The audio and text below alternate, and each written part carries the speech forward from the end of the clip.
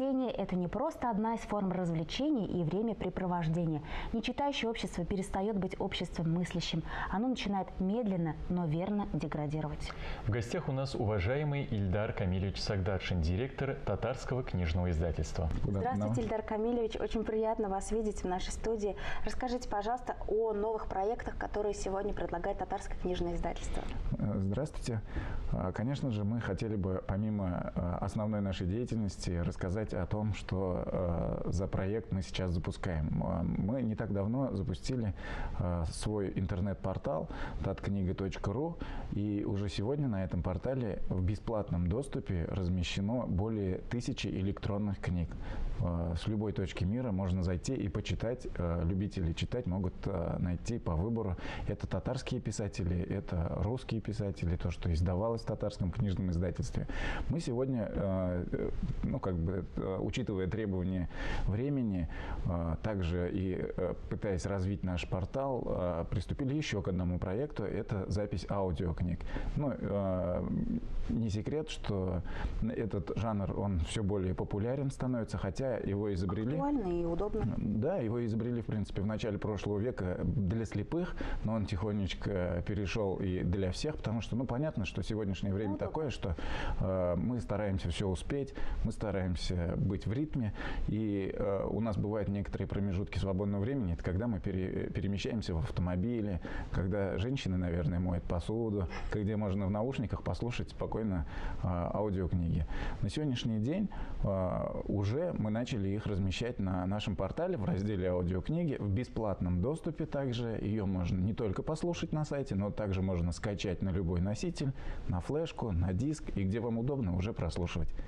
Делаете ли вы обзоры, то есть посещение сайта, скачивание аудиокниг?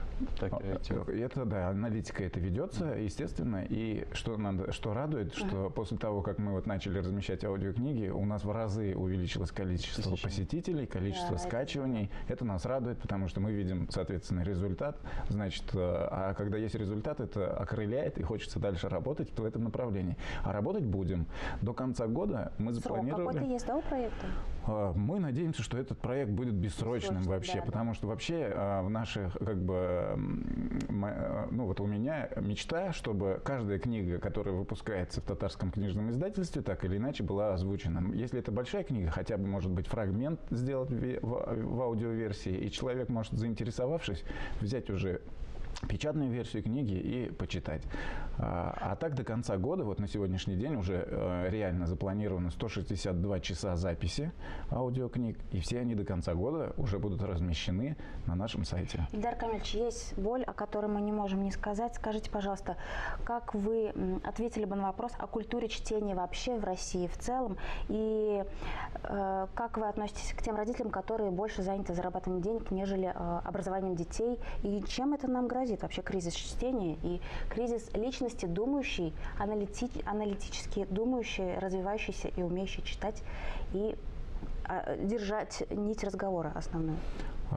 Смотрите, нам по наследству досталось, то есть Советский Союз это была самая читающая страна в мире, это не секрет, и по наследству нам с вами достались такие огромные, я сомневаюсь, что у кого-то дома нет полки с книгами, нет, это наши родители, они выписывали книги, но на сегодняшний день, к сожалению, мы потихонечку от этого, наше общество отходит. Но я тут вижу несколько причин, и одна из них это отсутствие поддержки, наверное, на федеральном вообще, в российском уровне. Да, что греха таить, на сегодняшний день поддержка со стороны руководства республики нашей, только благодаря этой поддержке мы и можем существовать. Ежегодно нам спасибо президенту, спасибо правительству нашей республики за то, что у нас есть такая возможность получать в виде субсидий и существовать, и издавать книги на эти деньги. Причем эта система, она внедрена только всего лишь в 3 регионах Российской Федерации. Это у нас, в Башкирии и в Якутии. В других местах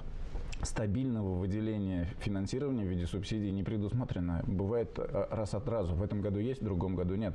То есть и вот эта поддержка, отсутствие этой поддержки, наверное, тоже влияет. Это одна из главных причин.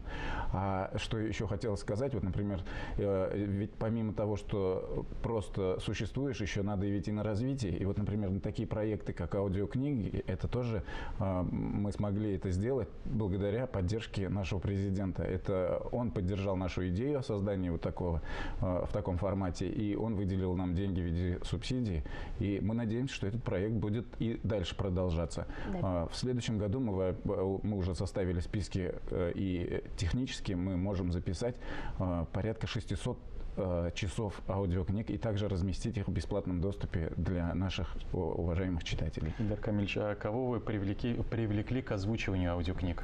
Это мы их называем золотыми голосами. Это театры, это актеры театров, театр Камала, театр Тинчурина, дикторы телевидения, дикторы радио. Среди них такие, как Асгар Шакиров, Халим Залялов, Дания Нуруллина и другие. Есть и молодые. То есть тут и в дальнейшем мы планируем дальше продолжать эту работу и также смотреть разные голоса. Это все-таки идет в зависимости от амплуа актера и подходит ли он к тому или иному произведению, той или иной книге. Прочувствовать нужно каждый произведение. Ну, например, вот у нас «Тапшырылмаган хатлар», «Неотосланные письма», озвучивает Гузель Сибгатуллина, которая сыграла главную роль в экранизации этого произведения. То есть по амплуа подходящие, мы вот исходя из этого, из таких критериев выбираем, на какое произведение. Специально подходите к своей работе. Конечно. А вот в этом году уже каких авторов озвучили, какие произведения, сказки, по-моему, тоже? Мы начали, естественно, с нашего великого Габдуллы Тукая. Также у нас запланировано Амирхан Ельники, Фатых Амирхан, Галимджан Ибрагимов, Гаяз Исхаки, Дардманд. И до конца этого года мы планируем также записать 40 народных сказок. 160 часов – это 35 произведений, 21 автор. Это только на сегодняшний день. Удачи в вашем благом деле.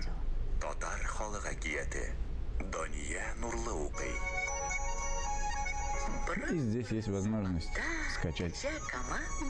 Диктор вычитывает, вы это тоже хорошо понимаете, что дальше идет работа студии. То есть если он час вычитки диктора, дальше уже где-то часа два сидит, накладывается звук, например, это командная работа. Да, в то же время какие-то, вот, например, сонас, звук журчащей воды, когда купается мальчик, да, вот эти интершумы, с этим мы уже приближаемся к другому немножко жанру, к радиоспектаклю. Хотя радиоспектакль это гораздо тяжелее, это уже и сценаристы, и сценарии, и в разные голоса, но это уже не аудиокнига, это уже совершенно другой жанр, и его надо, наверное, надо его делать в таких студиях. Очень приятно с вами общаться. Хочется на прощание сказать, пусть будет всегда популярен лозунг «Книга – лучший подарок». Не хочется, чтобы это просто как-то уходило, да, из нашей жизни. И хочется, чтобы наши детки были самыми мыслящими, самыми читающими, самыми любящими свою родину. Спасибо. Аминь, только хочется сказать.